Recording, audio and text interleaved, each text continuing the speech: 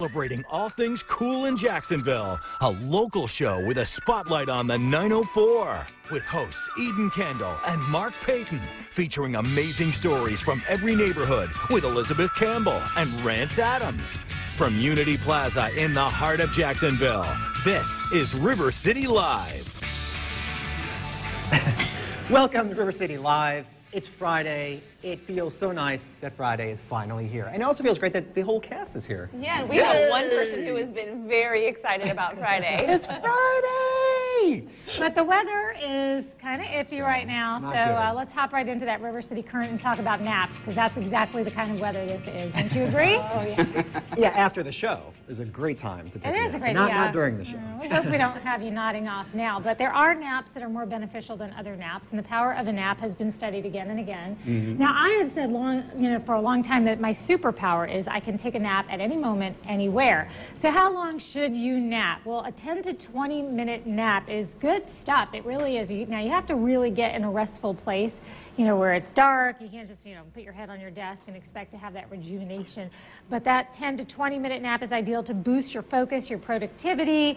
If you nap a little bit longer, the effects will last a little bit longer. But in between there, have you ever heard this? If you don't go to full 90 minutes, you're really going to wake up crabby. So, no, I wake up after 90 crabby. No, 90? If 90's too long? Yeah, if it's like a day nap and you wake up in a fog, but a good 10 to 20 nap, You're like, super. Yeah. That's too short for me. I need at least a good 30 minutes. Well, but don't go much past that is what they're saying. Okay. Yeah, I think And the after less is better. that, I get it. You're kind of like groggy, you're still tired, and you just want to go back to sleep. Do you ever wake up, especially on a day like today where it's not so bright out, and wonder what time, is it yeah. day? Doesn't your kiddo do that? Like, Yeah. what, is it morning? Is it We get up early for the show, and a lot of times he's like, is it morning or night? And then I'm like, you could go back to bed. He's like, is it morning or night? So I didn't answer the question. I'm like, night. He's like, okay. And then he goes to bed. Yeah. I'm like, I guess I didn't answer his question. But yeah, for you, that's good. it's still night. Yeah.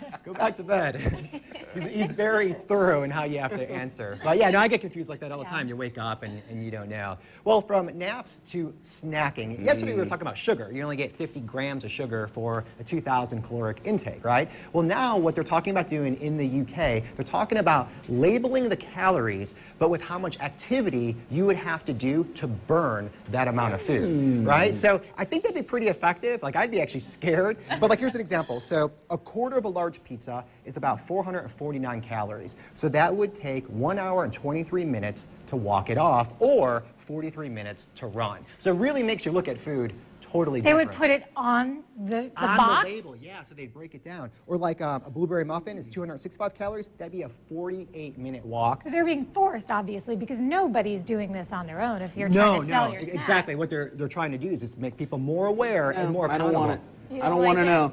You don't want to know? You can tell me the calories and all of that, but if you're going to tell me how much more I need to work out, it's just like, okay, then I shouldn't ever eat. So ignorance is bliss, Yeah, right? for me, I'll go with it. I'll stay in the I do dark. think it'd be more effective, though. I really do. I'd be like scared of that. I like It would it. be. Yeah, do you like that? Yeah, I think it's a good idea. It would work. Everybody's metabolism is different. So, I mean, like, you guys, the way you guys work out, probably way better than mine. Of course, Yeah. you probably eat way better than me, too. But It would, I think, put me in check. Like, if I was going to make an unhealthy decision, I'd grab it, I'd look at him like, it's not worth an hour and a half walk. However, when it comes to, like, alcohol, that's where, like, you just lose inhibition. So, like a wine might be, like, a 30-minute walk or something like that, and you're just like, whatever, I'll take care of this tomorrow. Totally, I'll walk while I'm drinking. Yeah, exactly. I'll figure it out.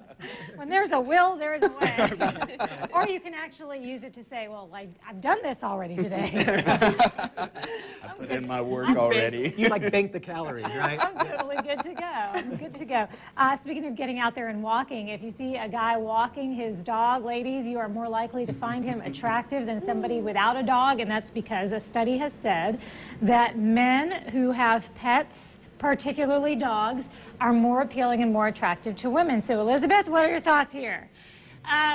When I was in the dating world, if I found out a guy had a dog, of course he gets brownie points because I'm a dog lover. And I think it shows that they, might be living alone, but they want that companionship. And they also want the sense of responsibility. So I can understand that.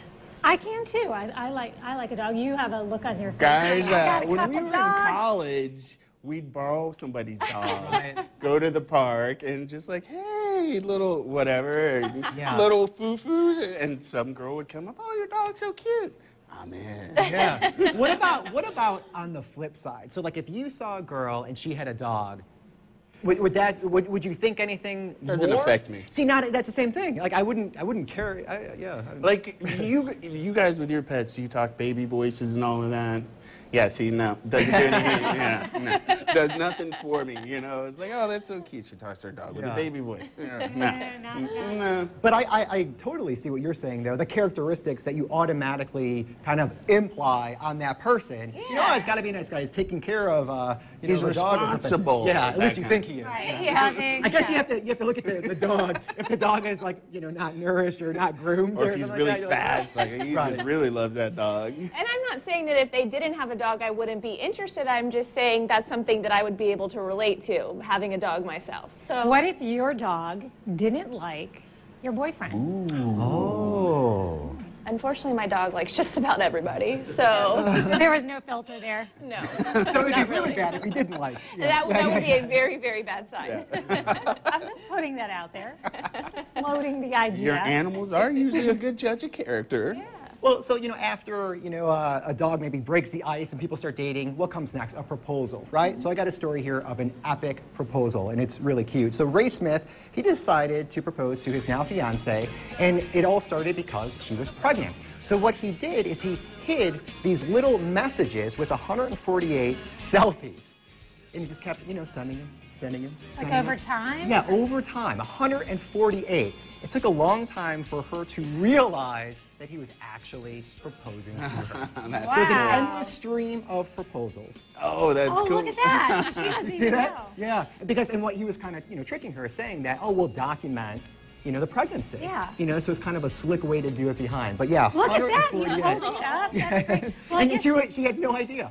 the good news is she knows it wasn't an impulsive proposal. Yes. Yeah. Some thought seriously went into it. Oh my gosh, he's adorable. Can we turn this off now? Because this is I'll making bet- me look really I'll bet bad. he has a dog. Yeah.